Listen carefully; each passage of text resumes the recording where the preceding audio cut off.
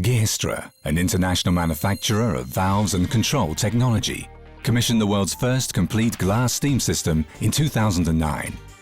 For the first time ever, it's now possible to look right into a steam generator and see how steam bubbles arise, how feed water is deaerated, and how the various types of steam traps really work. A number of videos take a look at important facets of the steam condensate system and its operation, thermodynamic processes taking place in the generation of steam, as well as during condensation, condensate discharge, and the origination of the water hammer effect are shown in a way that's easy to understand. This video demonstrates the thermal deaeration of feed water for steam boilers. To explain the process of deaeration, we will use the glass steam regenerator of the company Gestra AG, Bremen. The thermal deaeration of water, which is the release of oxygen and other non-condensable gases, takes place optimally at temperatures above 100 degrees centigrade. The Gestra steam regenerator consists of a glass cylinder with integrated horizontal heating rods. As the heating medium, we use saturated steam with a gauge pressure of 5 bar gauge at a temperature of 158 degrees centigrade. The steam transfers its heat through the heating rods to the water in the glass cylinder. This feed water has been demineralized and deaerated before it can be used to operate a steam boiler. To ensure that the temperature of the feed water is over 100 degrees centigrade, the pressure inside the glass cylinder is raised by heating to between 0.3 and 0.5 bar G.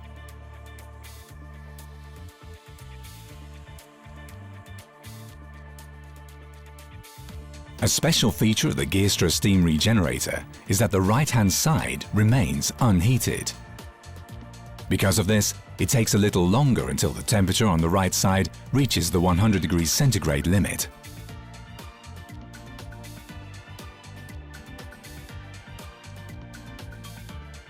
The water starts to heat up. The thermal action can be seen clearly. Cords can be seen moving through the water. At a temperature of about 60 degrees centigrade, the water is no longer able to hold the entire quantity of oxygen, and we observe small bubbles creating foam on the surface of the water. These consist of non-condensable gases. Although the formation of steam is not yet visible, the foaming process can already be observed. The free oxygen, which is now visible, looks for a place where a higher concentration is still possible. This is the case in the right-hand part of the glass cylinder, since the temperature of the water there is lower than in the heated part. We can observe how the foam drifts to the right, where it floats in a higher concentration on the surface of the water. Additional thermal flow effects in the water contribute towards this rightward drifting of the foam. Now the right part of the glass cylinder is shown, where the released gases can be seen to pass from the surface of the water into the steam space of the cylinder. The bubbles separate from the water and rise up. As a steam-gas mixture, they now dwell between the water and venting point, or alternatively, in the dome of the glass cylinder. Meanwhile, some of the non-condensable gases are still in the water and have to be released by heating the water above 100 degrees centigrade. The first steam bubbles appear on the heating rods. The bubbles are very small at first, but soon become larger. The formation of steam can be observed very well.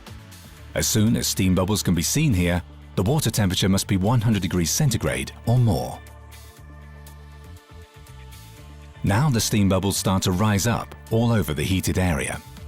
The foam drifts strongly to the right. In the area where steam bubbles increasingly break through the water surface, no more foam, that is, non-condensable gases, can be seen. The heating process is complete, the steam supply to the heating rods is throttled, and foam is visible once again. This is the reason why Gestra installs a venting valve with regulating cone on the deaerator dome. This valve constantly discharges a preset amount of steam, gas, air mixture to the atmosphere. To keep the temperature in the deaerator continuously over 100 degrees centigrade, heating steam must be added constantly.